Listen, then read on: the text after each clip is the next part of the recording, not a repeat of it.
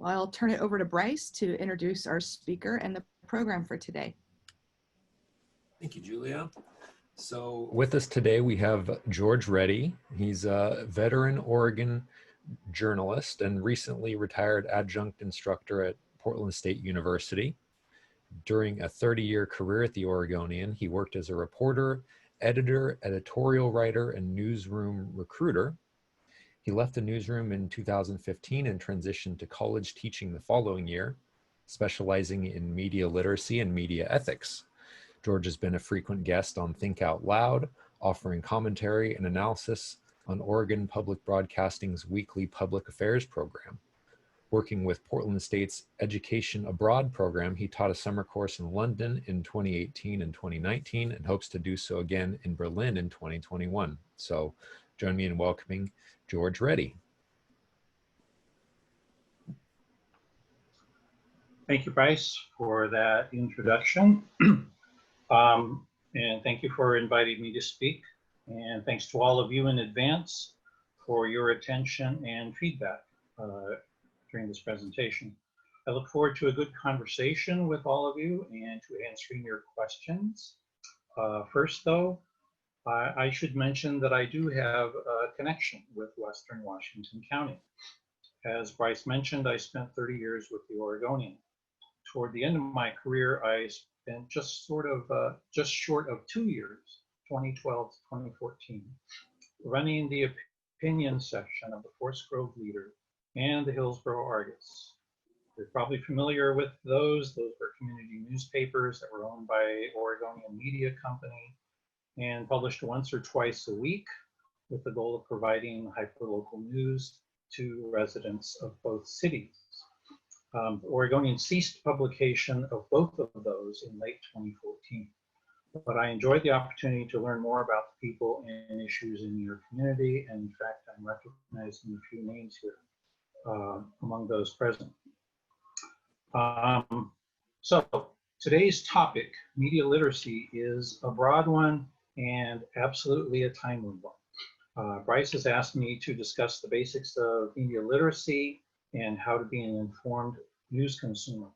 I'll do my best to do so in 30 minutes, although I wish we had twice as long. And considering that I'm more used to doing so over the course of an 11-week term. So you're definitely going to get the crash course as best as I can.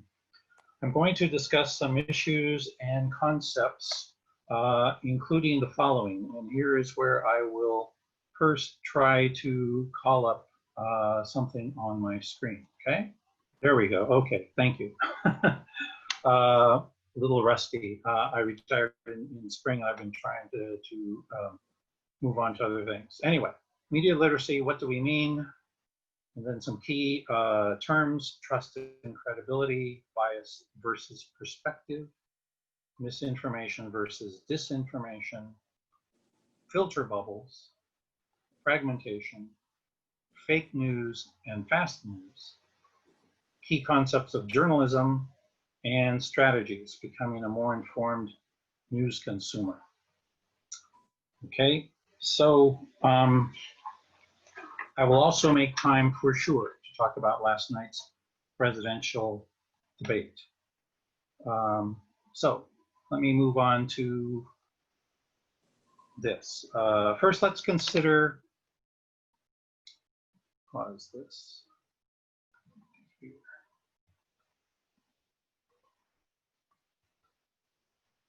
Okay, hope you're looking at the array of people in the room here. What is media literacy? How do you define media? How do you define literacy? I suspect most of us would define the media as the news industry, reflecting our demographic. But if you ask a young person, someone of high school or college age, they're more likely to define media as entertainment. Movies, TV shows, podcasts, video games.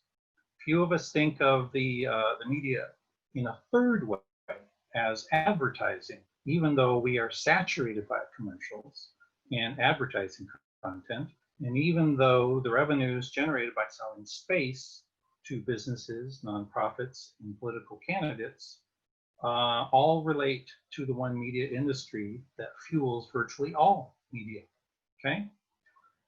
These three media industries have differing purposes. There is news, which is to inform.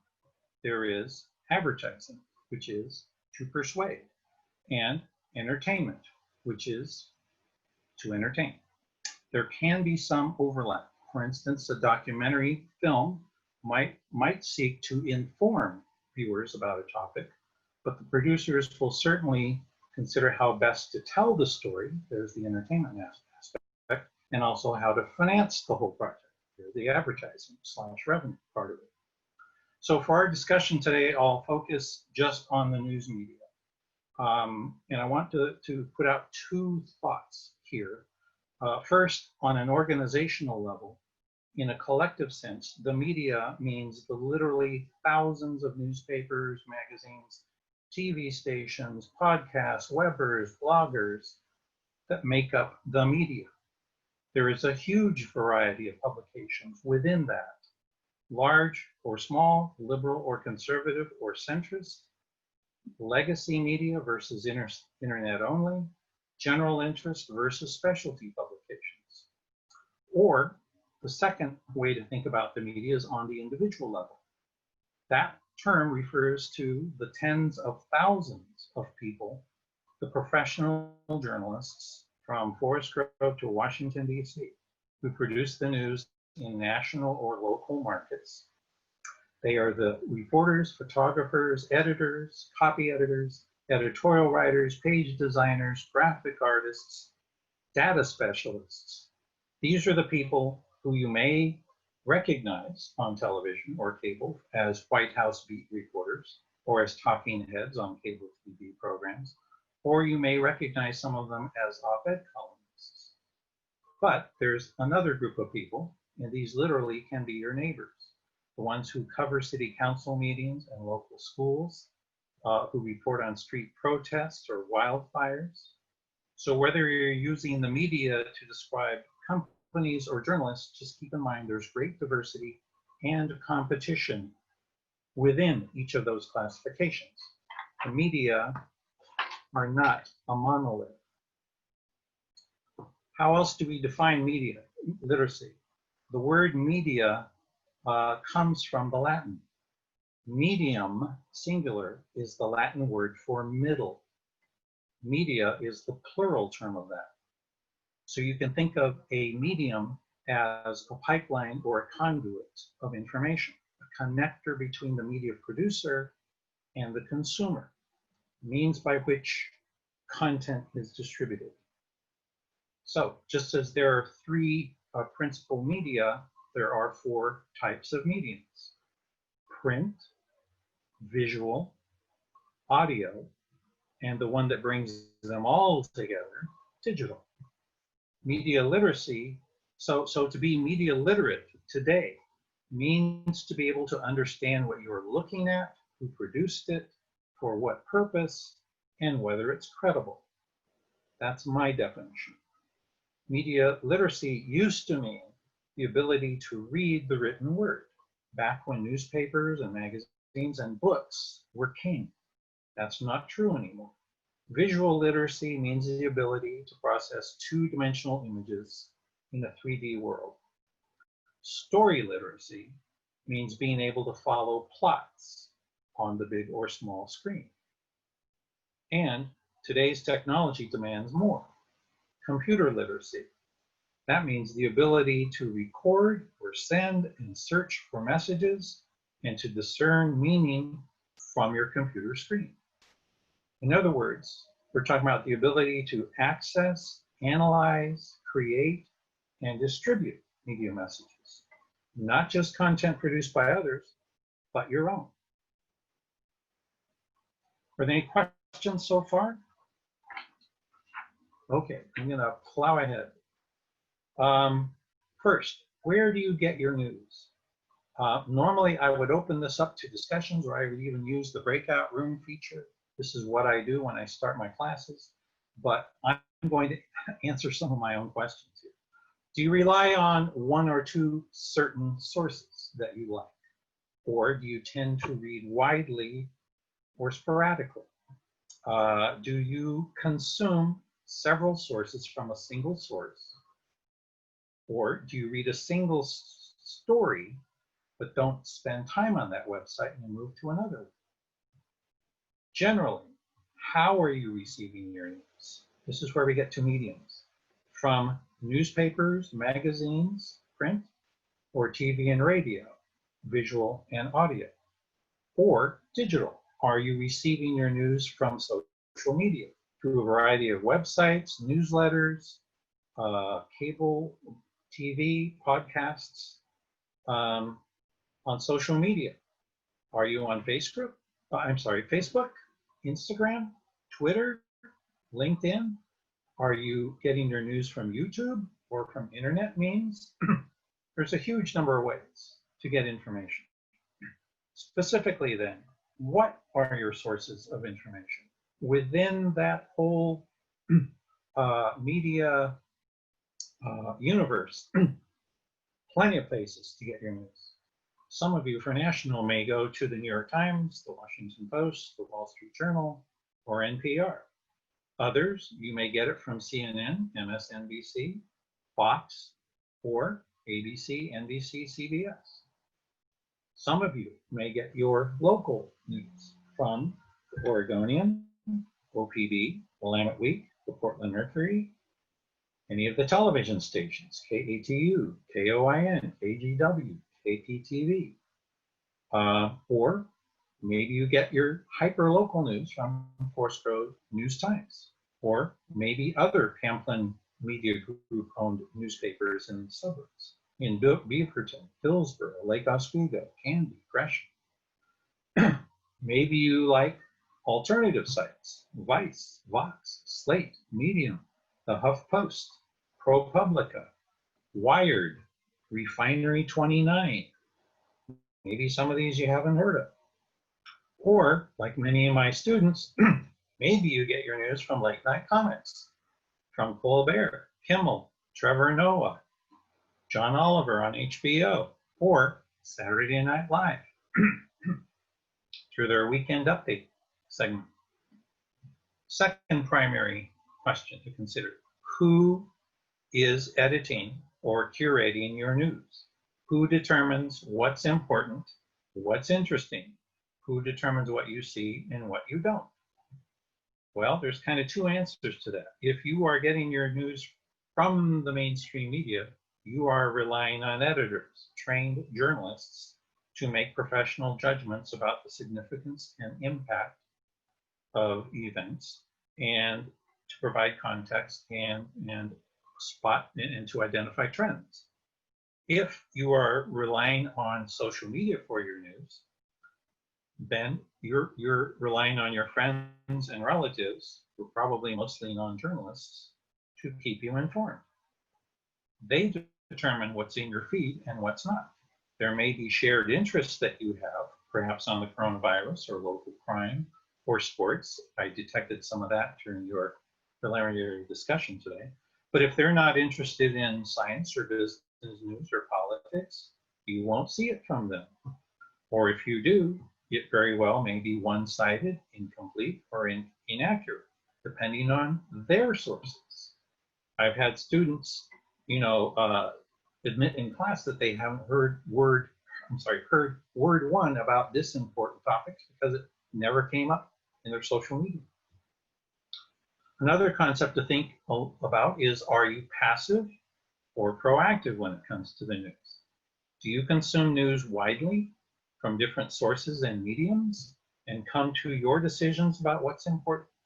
Or do you tend to hear about things secondhand with no context, no particular allegiance or to or confidence in specific news organizations?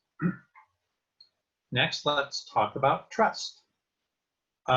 Here I want to show you a chart ranking 38 news organizations on the basis of trust. Here is an article that was written 2 years ago. Nieman Lab is affiliated with Harvard, and they do a lot of reporting on the journalism industry.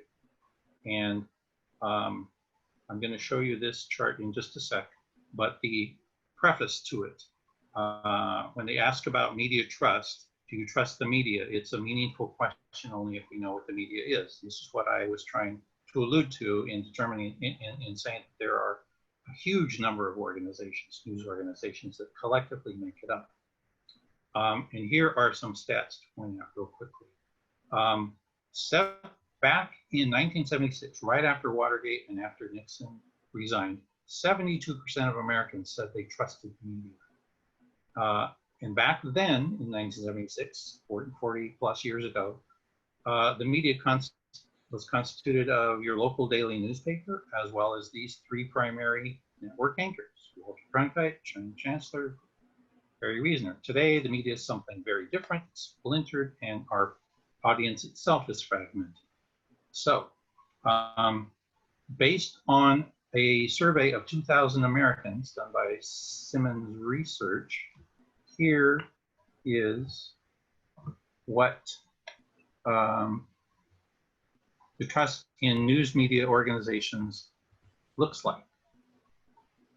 At the top, you see the Wall Street Journal, 57%, followed by the several of the networks: ABC, CBS, BBC.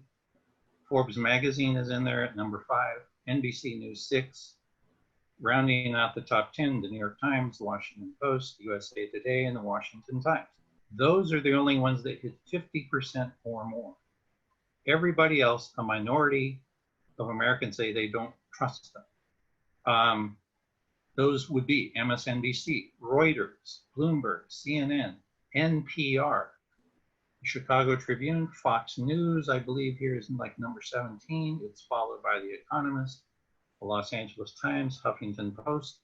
Down at the bottom, you have, from the ground up, Daily Caller, InfoWars, Occupy Democrats, et cetera, et cetera. Again, if we had time, I would ask you for your reactions, but I will just kind of note the author saying that, look, the bottom 6 are all explicitly partisan. They don't have a pre-internet legacy brand to fall back on. 3 are liberal, 3 are conservative. At the top, the Wall Street Journal, with the combination of respected news pages and conservative editorial pages, that seems to be the magic formula. When he mentions the major networks, to me, that's interesting because watching television is more of a passive way of consuming news than reading about it. Okay, let's see if I can go back up here. I'll leave this up here for now. But let me continue with, I guess, this set of questions. Just think about this for the Q&A. When you look at a chart like this and when you think about where you get news from, how did you learn about the stories about Trump's taxes? Where did you go for information? What about during the wildfires that were raging across our state? Where did you go for information? How about looking ahead, the Oregon general election? Where will you go to help determine how you're going to vote? Even on the upcoming city council election in Hillsboro, who do you trust for information? Okay, so that word trust. What is the relationship between trust and credibility? Trust is confidence in or reliance on some person, while credibility is reputation impacting a person's or an organization's ability to be believed. What contributes to either one of those qualities? Again, if we had time for breakout rooms, I'd have you talk about that. I'm going to answer that with a list of, I think, 8 qualities that I would like you to think of. One is accuracy. What matters more to your credibility than accuracy? You know, your facts are confirmed. Number 2, clarity. Is the content understandable? Is it presented in a way that's user-friendly? Expertise. Is there demonstrated knowledge? Do you know what you're talking about? Reliability. Are you dependable? Timeliness. Is the news source giving you current news, or is it behind the curve? Is it outdated? What about transparency? Are they naming their sources? Are they explaining their reporting methods? Fairness. Do you detect balance and respect for the people and points of view? And honesty. Does a news organization or individual journalist admit their mistakes and correct errors? I'd encourage you to think of news organizations and individual journalists the way you think about friends and business associates. Are some people more trustworthy and reliable because they have these qualities? And are some less knowledgeable, less dependable, less believable, less likely to admit when they are wrong? Okay. Number 5, moving on to this. The news media and individual journalists are often accused of bias. You hear this when someone reads a story or views a report they consider one-sided and generally against their side, whatever that is. I'd like to reframe the issue as one that considers the difference between bias and perspective, and maybe to think about your own bias or perspective. Let me pause here and see if I can get this up on screen as I want to, okay? Hang in there with me.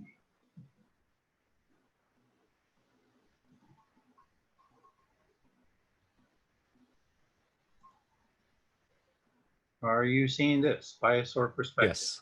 Great. All right. Bias, the inclination or a prejudice for or against one person or group, especially in a way considered to be unfair. That's different from perspective, which is a particular attitude towards or way of regarding yes, something. We are still requiring that everybody that is on campus, even if you are 6. Okay. That is a point of view rather than a prejudice, okay? Both inform or influence your opinion. Either can be positive or negative. I added these for the sake of my students. You don't need to worry about that. I'll just focus on this. But a negative bias can be held against members of a certain race or ethnic group or religion, against members of a political party, or even against people from certain countries, states, regions, or even people with accents, right? Texas, the South. There are people who react to those very differently. A bias also may be held against gay people or police or people affiliated with the Black Lives Matter movement. Positive bias might be held toward graduates of the same college you attended or members of the same racial, ethnic, or religious group that you belong to. Or you may have a positive bias in favor of the military or nurses, or maybe members of the Black Lives Matter movement. Perspective is, think of it this way, the lens through which we experience life and therefore the way we view things. One of those is generational, our age. We view things differently than those who are 70 plus versus those who are 20 and younger, right? We view things based on our gender, whether we are male or female, our sexual orientation, straight or gay, our marital status, single, married, divorced, widow, where you grew up, rural, urban, suburban, or if you were a military brat, you grew up everywhere. What else? Parent or non-parent, a veteran, an immigrant, a victim of crime, your educational level, high school, college, beyond, in between. How about your housing status? Homeowner, renter, landlord, your economic class, rich, middle, poor, your occupation, white or blue collar, and finally, your exposure to different places. Have you lived or traveled abroad, or are you one of those who've stayed in place? Okay, there's nothing right or wrong about any of these. They are simply neutral factors that influence the way we look at the world, the way we look at the news.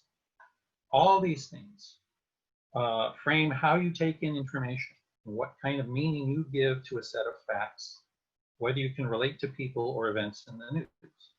As one example, your opinion regarding the $600 a week federal unemployment benefits that were awarded by Congress on top of state unemployment benefits as a way to help people through the pandemic. Did you view that through the lens of an employer or a worker or a laid off worker, as someone who's struggling or getting by comfortably? Do you think your opinion on that reflects a personal bias or a perspective? How does this discussion relate to the news you consume? Traditional journalists strive to present stories from multiple perspectives, as an example, and without and keeping their personal convictions out of the story. An example would be looking at how various households are dealing with the resumption of school this fall, right? You might talk to administrators, teachers, and parents from a variety of situations, and students. Commentary pieces, those that are written by editorial writers and columnists and op-ed contributors, do express an opinion that typically reflects a particular perspective. It may be political, occupational, generational, or geographic. And finally, consider that what you perceive to be journalistic bias may actually reflect your own bias. Moving on to misinformation and disinformation. Let me see if I can get another item up here.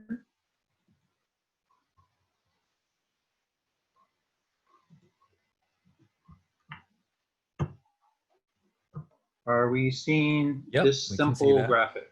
Okay, great. Misinformation and disinformation both refer to false, that is, incorrect information. But misinformation is a result of a mistake, a human error. There is no intention to mislead. As an example, I would say, if Bryce had given me the wrong date, the wrong time, or the wrong Zoom link, that would be a mistake, misinformation. He did not intend to mislead me. But disinformation is intentional. It's driven by deceit. The purpose is to mislead or confuse. This is fake news, okay? This is the proper name for discredited conspiracy theories like Pizzagate. I won't go in and explain that. I assume that you know about that. But that's the purpose of additional things that you may be seeing.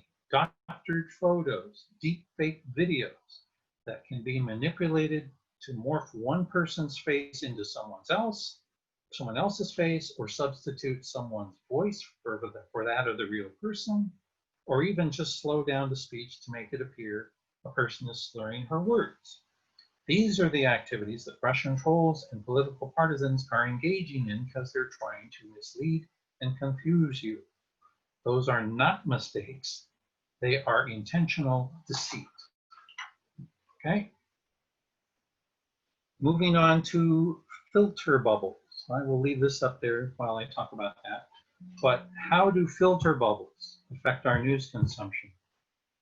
In a TED Talk in 2011 titled Beware Online Filter Bubbles, Eli Pariser, a co-founder of Upworthy, talked about news and search results that are individually tailored to each of us and that are based on our online search history.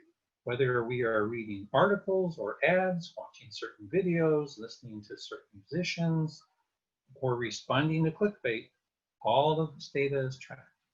So when you do a Google search, the results differ for each person.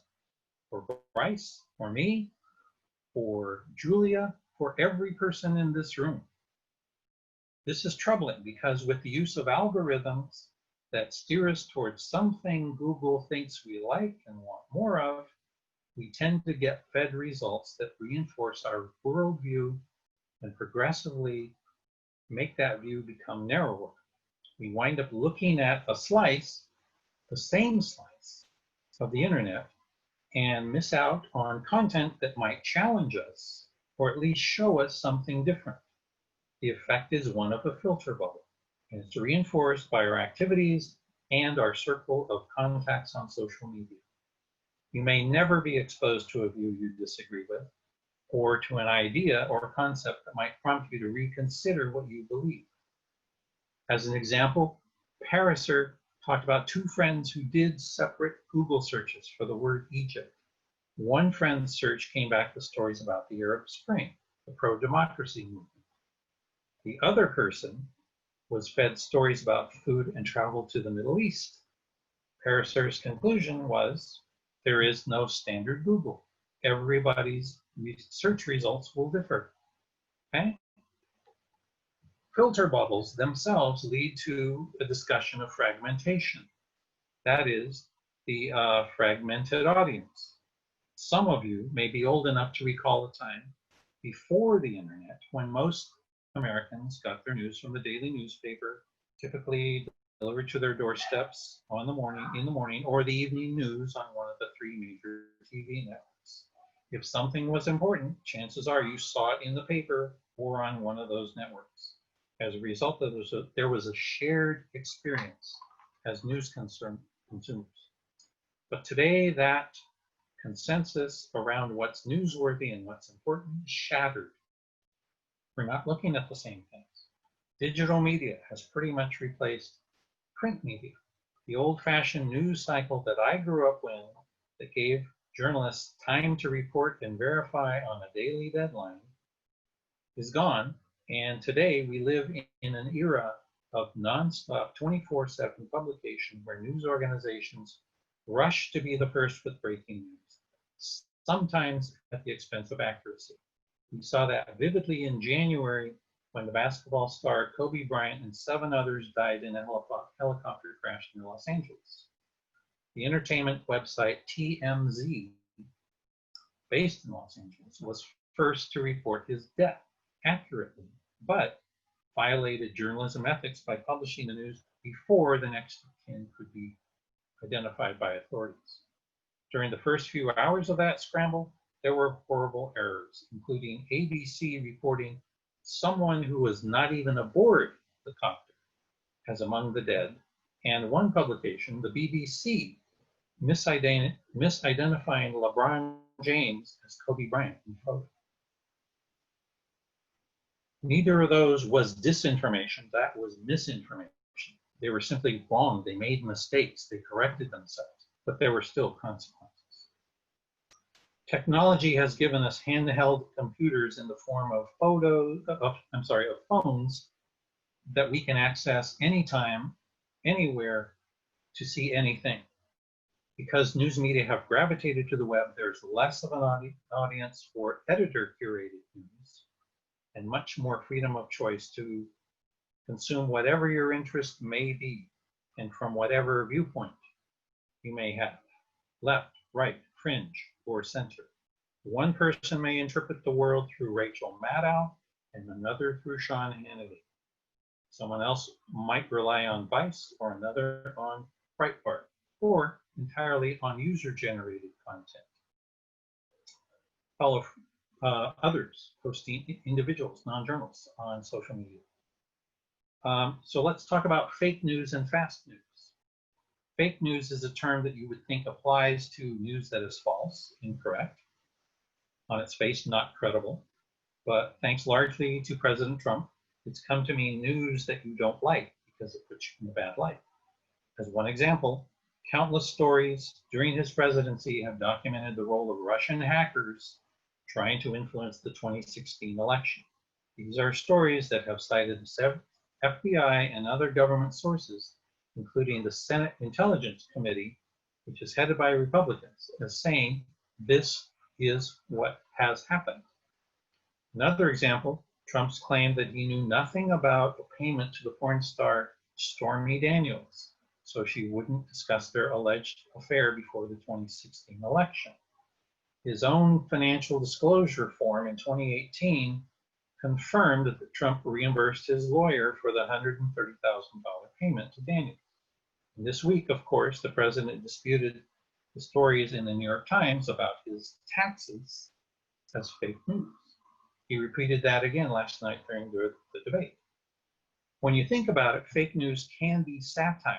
What you see on Saturday Night Live or on the Onion website, it's made up and it's intended to be famous. Or at the other extreme, in authoritarian countries, fake news is more sinister. It's government propaganda to manipulate citizens who don't have the luxury of living in a country with free press. But here in the US, the term is readily used by politicians and their supporters to automatically and categorically dismiss reporting they don't like, even though it's true. So what's fast news? Fast news is a term that I think all of us can relate to.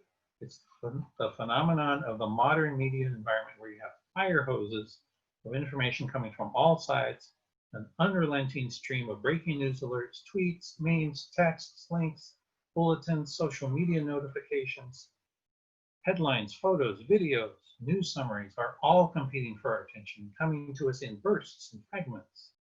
What makes this all the more complicated is that everything is mixed together in this digital stew. When you go online, news and commentary may not be clearly labeled. News appears alongside advertising or trailers for TV shows and movies. Content from mainstream media journalists appears alongside conspiracy theories. With higher media literacy, you're better able to sort the credible from the non-credible, the serious from the non-serious, satirical, trustworthy from the titillating. It's exhausting and it's non-partisan. Thanks to digital tools, literally anyone can be a publisher or disseminator of news, real or fake. And fake news gets shared more often and travels faster than real news. With low media literacy, you're less likely to be able to make these distinctions and more likely to go down a rabbit hole. With higher media literacy, you're better able to understand what you're looking at, where it came from, and put it in the context of what you already know.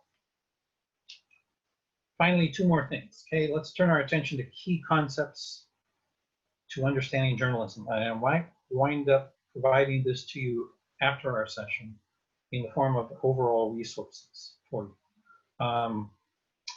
Normally, I would take some time to put this on the screen, but I'm just going to say, what are the broad categories of news? You probably recognize them as news, features, and opinion. What are the main types of stories within news?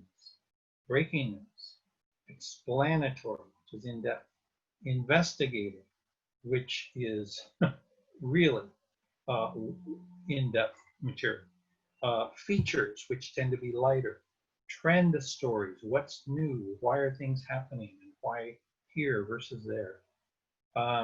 Those are major categories. It's important to also consider who can be a journalist. This answer may surprise you, maybe not. The answer is anyone. You don't need a license. You don't need to pass a qualifying exam.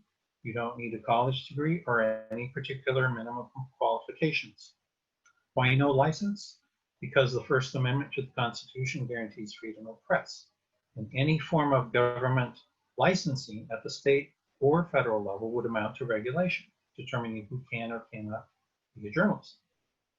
In practical terms, journalists do tend to have college degrees, although not everyone, and those that do haven't necessarily majored in journalism or communications.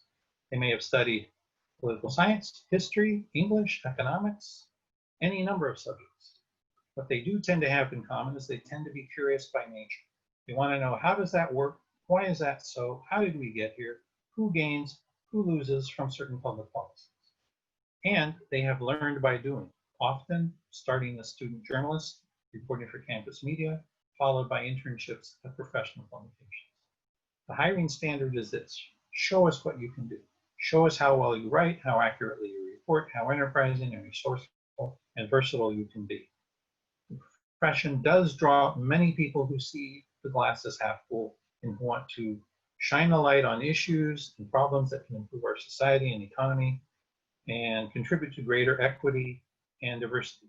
These are people who believe government officials and business leaders, corporations, anyone in a position to affect public policy and influence consumer behavior ought to be held accountable to the public. And what I'd like you to remember is this: although anyone can literally call themselves a journalist, those who are deserving of the term earn that status by the quality of their work and the ethical standards they abide by. Traditional journalists are those whose work is guided by a code of ethics created nearly 100 years ago in 1926 and adopted by the Society of Professional Journalists. The code sets out 4 primary goals: seek truth and report it, minimize harm, act independently, be accountable.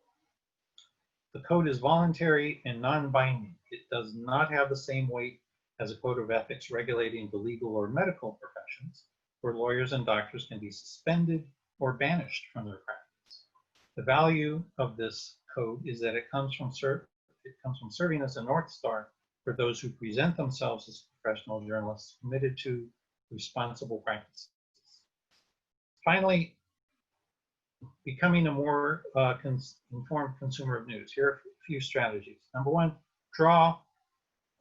read widely. Draw on your life experiences. Be aware of your own and others' perspectives. Keep in mind that a wider range of perspectives on the real world gives a broader base from which to analyze news stories. Number 2, be a critical thinker. Go deeper with your questions. A low level of media literacy focuses on what happened. A higher level of media literacy goes beyond that and asks how, why. Okay. Third, develop personal goals to drive your consumption. Maybe it's as simple as trying out new media. Try some podcasts, to read a source that's news to you, or set aside a block of time each day or even a certain day a week to read. If you're ambitious, write a letter to the editor. That challenges you to crystallize what you believe and how to express it for somebody else. The more aware you are of your goals, the more you control the process of seeking information. The less attentive you are, the more you default to media control and influence and your friends on social media. Finally, think of media literacy as a continuum. Like a thermometer, there are degrees of literacy.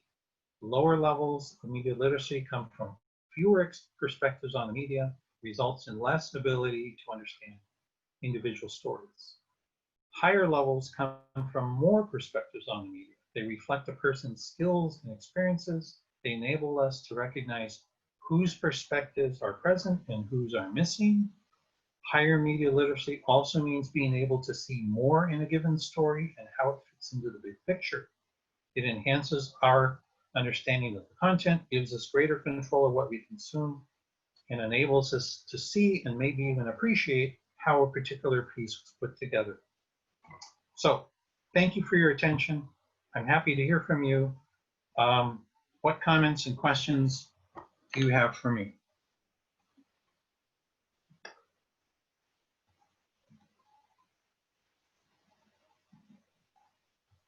Where were the journalists last night?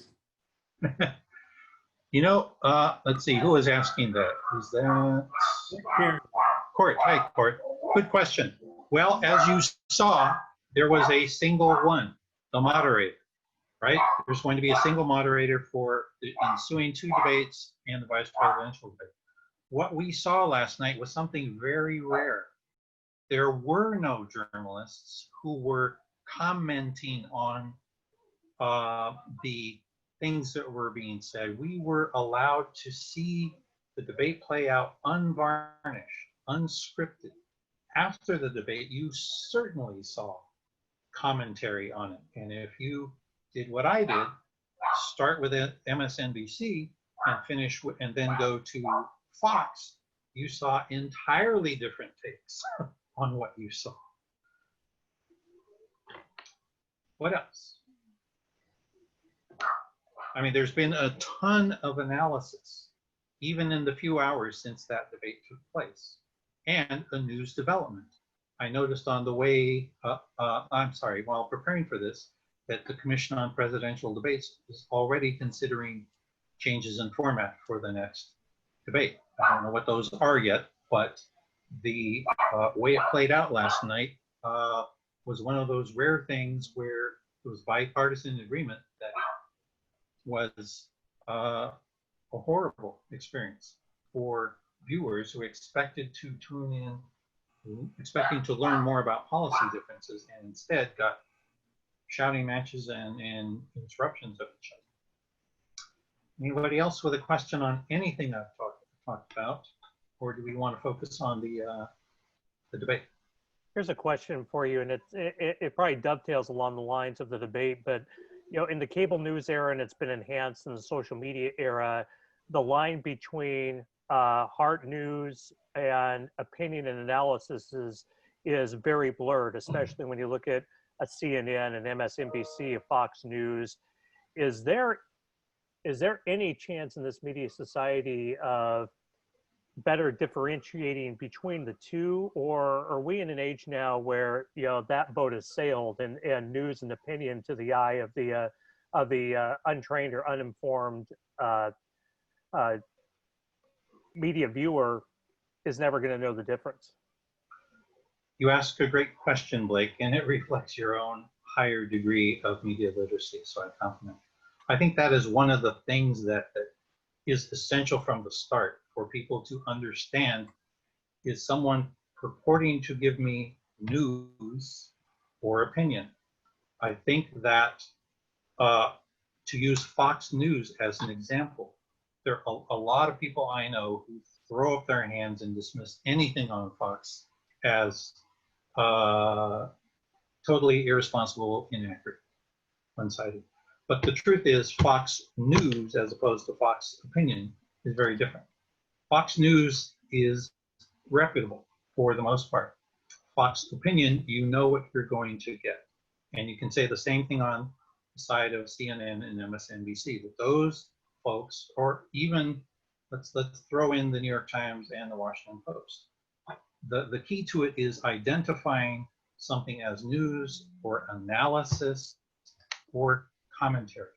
I agree with you that sometimes, particularly on cable news, and to a lesser extent on broadcast, the line is a little blurry.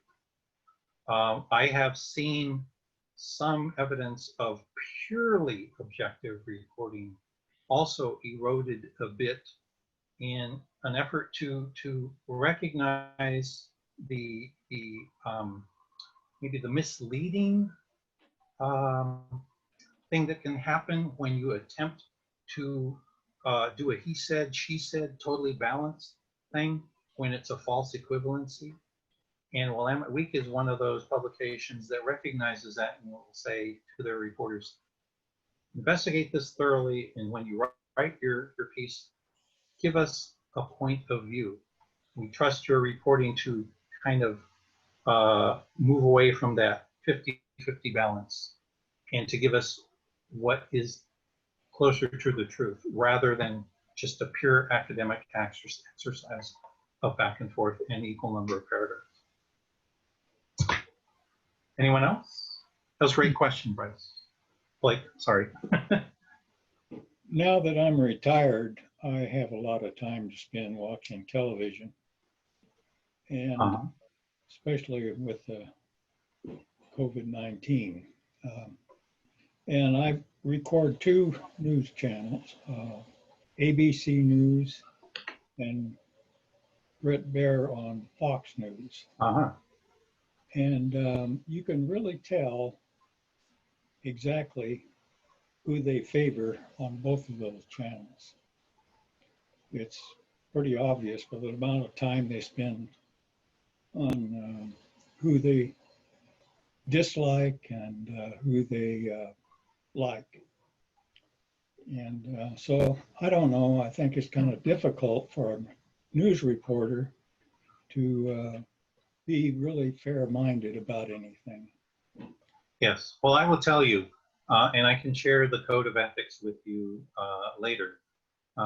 Mainstream journalists are committed to fairness and balance, and that's not true of those partisan websites that you saw on that chart that I showed you. I mean, there's no attempt at all to be fair to the other side. They're partisan by nature, and maybe those people aren't even journalists. But I'm glad to hear that you at least look at those two different sites as an attempt to kind of balance or maybe confirm where the truth might be in the middle. Are there any others who might talk about where they go for their news and why? And maybe, it doesn't necessarily have to be national. Maybe it's productive to talk about where do you get your local news? You have plenty of choices here too. So George, for my national and world news, my my go-to, and it's a bias for my journalistic background, is the Associated Press, because of their longtime reputation for trying to be straightforward, tell both sides of the story, two facts before going with any kind of a breaking story. And with that, I have actually had a couple of friends tell me that they don't trust AP because they see inherent biases in how they report, and especially more prevalent in the last few months with the reporting everybody's doing on protests and riots and Black Lives Matter and such. I'm interested in on your take on the AP these days as a straight down the middle news source, especially since all the mainstream media are virtually members of the AP. Yes, the Associated Press is still regarded as the most down the middle news organization, most credible that you can cite. I noticed the Oregonian chose the Associated Press for its news story on the debate in today's print newspaper. And all I have to do is contrast that story with what came out of the Wall Street Journal, the New York Times, and Fox to see how centrist the AP is.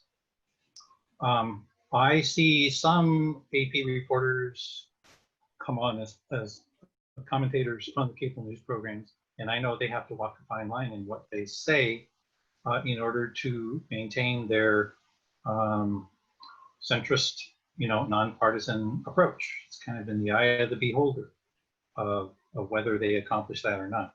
I don't say they are perfect.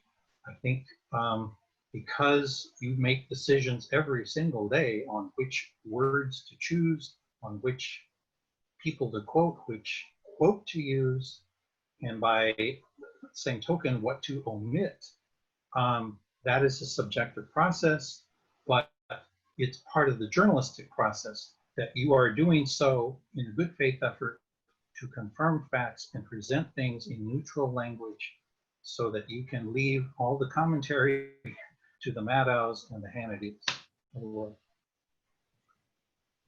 Were there other topics that captured your attention during the presentation? I mean, this phenomenon of fast news, or what I was trying to point out between misinformation and disinformation.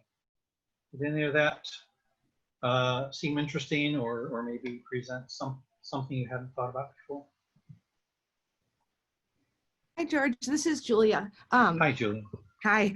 Gosh, I think we could ask you questions or have you ask us questions for a whole 4 hours or so at least.